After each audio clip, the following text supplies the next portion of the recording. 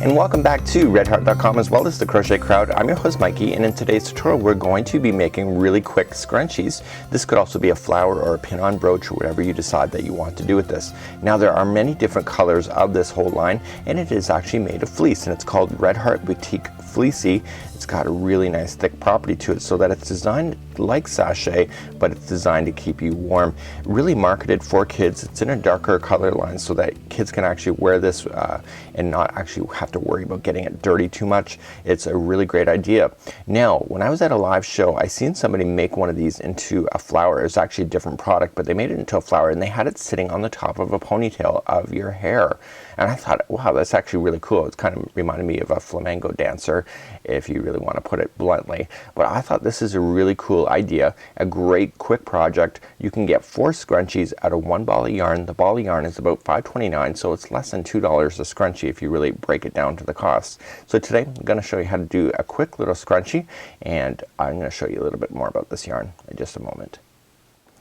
So here's the nice big ball of Boutique Fleecy. We're just going to slide off the ball band just like so, and we're going to go from the outside, and you'll see that the yarn is very similar to sachet, but we're going to be using crochet for this today. You could actually knit with this as well, and just like sachet, you have outside loops where everything is working into, and then the sachet or the fleecy is then staying on the outside just like so, and you don't have to worry about any fraying or anything like that. So let's begin. I'm going to grab a crochet hook today, or it's going to be a size G, a 4.5 millimeter crochet hook, and we're just needing 1 ball to make 4 scrunchies. I'm only going to show you how to do 1 scrunchie on camera today, and I'm going to give you some information right now to help you to get the right size right away. First of all, once you cut this yarn, you're going to want to use it for scrunchies. There's not going to be enough left to make an additional scarf if you're using 1 ball of yarn. So to make a scrunchie, you need about 100 inches, and that's 2.8 yards. And when you look at it, these balls of yarn have about 13 yards on them. So that allows you to have 4 of these. I ended up with about maybe a foot to a foot and a half, or maybe even 2 feet of extra at the end. You know what? Don't waste good yarn. Just incorporate it and make it even more fluffy. So what I did for myself is that I went from the middle of my chest and I just extended my right arm, and that was about 33 inches, and then I just times that by 3, so it gave me 99. But for tutorial reasons, I'm going to tell you it's about 100 inches, and I'm going to do that off camera right now. Okay, here is what I have. Here is my 100 inches, just like so. I just measured it out using my arm. Didn't really get a ruler, just, you know, I've already figured it out. So I'm just going to cut it with scissors. And you can see it's very much like fleece. It's not going to fall apart on you, so it's great. And what I just did for myself is that I just went and made 4 of these strips at one time. Then I didn't have to come back and do it if you're doing multiples, if like this. So if you have a little girl or even yourself that would like to wear one of these, you know, it's a great gifting idea too. It's pretty simple and it's easy to make. So before you begin to do this part, what I want you to do is I want you to prepare a darning needle first on one side, and then just get some yarn that complements the color. So it's about maybe about 2 feet long. You don't really need it that long, but I've just done it for myself. And one side I'm going to create a slip knot, and I'm going to leave it open like this. Like this. So okay, so we have a slip knot, and then this side what I want to do is that I want to slide the darning needle onto it. Okay, so what happens at the end is that you're going to be all thumbs. So if you can prepare this ahead of time, you're laughing, and it will save you a lot of time as well. So off the side I'm going to have the darning needle and it ready as I go. So let's grab a size 4.5 millimeter or size G crochet hook, and let's just extend this out. It doesn't matter what side that I chose it from, so I'm just going to choose any open side just like so. So it's very much like sachet, and what I want you to do is that I want you to pull open the loops, go in from the front. So here's the trick. Okay, so I want you to then slide around and put the hook into the next one here from the back. So I'm going to go 1, 2, and I see how I'm just grabbing them, 3, 4, 5. So I have 5 that came in from the back, and here's the 6, so I'm going to take the 6. Now just pull everything down. Okay, all these loops are on here. Pull everything down. We need to get the last loop through everything. So grab that first one and turn it upside down and pull through everything. That's a lot easier than it looks. You'll have to get practice with that. So this is the same loop that we've just done, so we just do it again. So we come from the back. So 1, 2, 3, 4, and 5, like this. Okay, so now we have our 5, and now we're going to come from the front. And again, once you get that first one that we have already done, it's easier to do the rest. So we're just going to turn over and pull that one through like this. Okay, so let's carry on. So we're gonna, these don't take any time. So 1 and 2 and 3, 4 and 5, and then this is a 6, so we come in from the front, turn it over, and pull through everything.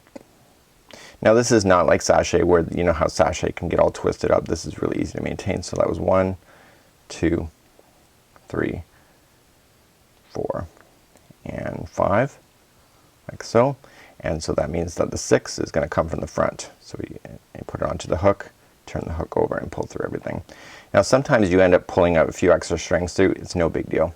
It really isn't. It just makes it easier if you only grab one through, but if you happen to snag on a few extra, it doesn't make a difference really. So let's do it again. So 1 from the back, 2, and 3,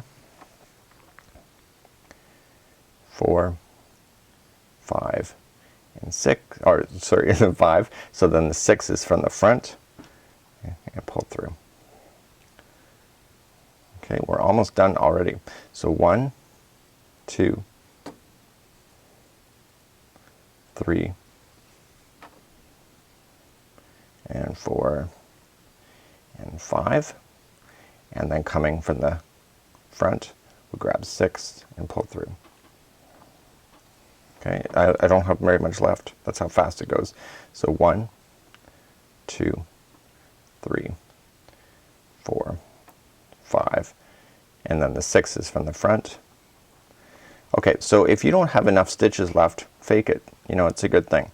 So let's come from the back again. So 1, 2, 3, 4, 5. Okay, so 6 is coming from the front, like that. Okay, see how I snagged on a few extra? I'm not worried about it. So now I only have a few more left, so I want to continue just to grab the remaining ones from the back until I get to the very last one, which is the next one, and that's the one I want to go from the front. Okay, and we pull through everything. So, and you can see I have extra strands on there, no big deal. So I'm going to take out my hook. See how I'm not even taking a camera break? This is how fun it is. So what we're going to just do is grab that darning needle, and we're going to insert it through the loop. And this is going to lock that into position. Okay, so I want to pull through, and I want to pull through till I get to that slip knot, and then slip the darning needle through the slip knot. And now I've just locked it into position. So just pull everything nice and tight, like that. So what I want to do is that before I get any further, I just want to insert the needle in behind a couple more strands in that same area, just to make sure I am locking it 100% in there. So what's going to happen now is that we want to start gathering stuff, and this could be a lot more twisted, but basically you're going to have a chain line that you have going through. So we're just going to take the yarn, okay, and we're just going to slip in some stitches. Okay, it's just some strands in here, and we're going to do what, like a clothesline at the end. Okay, so we don't start pulling on it, we just kind of get it all loose, and at the end when we get all the way down to the other side, we're going to pull tightly, and it's going to make it go into a ball. Okay, so we're just feeding it through. Sometimes it catches on some of this stuff, so just make sure you're paying attention to that. Okay, so I only have a few more strands to go. See how easy this project is? So I'm kind of right to the end.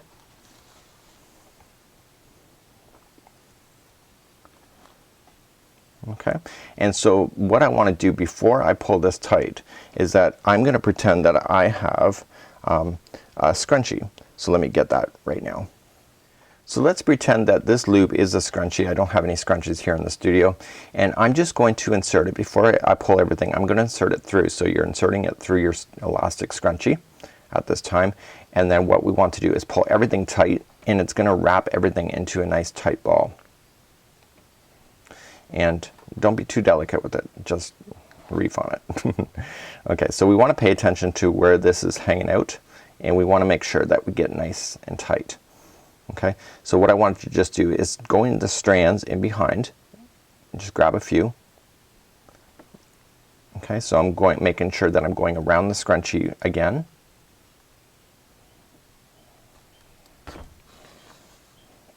Okay, making sure that it's not tangling into anything. And then once I get it nice and tight like this, I can just weave it in a few of the extra strands just to tie it firmly into position. Again, just paying attention to where that scrunchie is.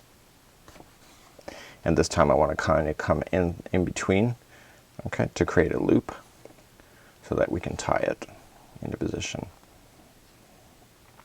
And I want to do that one more time so that it's a complete knot. Just slip into some strands that are in the other side. Again, grab the loop up so it makes a tie. Just like that. Now with your scissors, all you're just going to do is just cut that off. Just cut off the working string like this. And now you're just going to, now because I used a scrunchie that is kind of obvious here, you want to just get a scrunchie that makes the color make sense. So you can see that I have a piece hanging out just like so. So what you have to pay attention to is that where are these strands right here. So if I cut back here, this is going to cause it all to loosen up. So what I'm going to do is that when I cut it, I want to make sure that I don't go into this loop because it's obviously using it. So I want to just make sure I stay close to the outside like this. You can also use a piece of thread if you wanted to, and just kind of tuck it into position as you go. And so basically you are just going to fluff, and again this scrunchie, because I have the loose ends hanging out like so, you will not have those things happening on yours. So we're just going to cut those out as well so that it prevents it from showing it when I fluff it up. So now I have the scrunchie on the other side.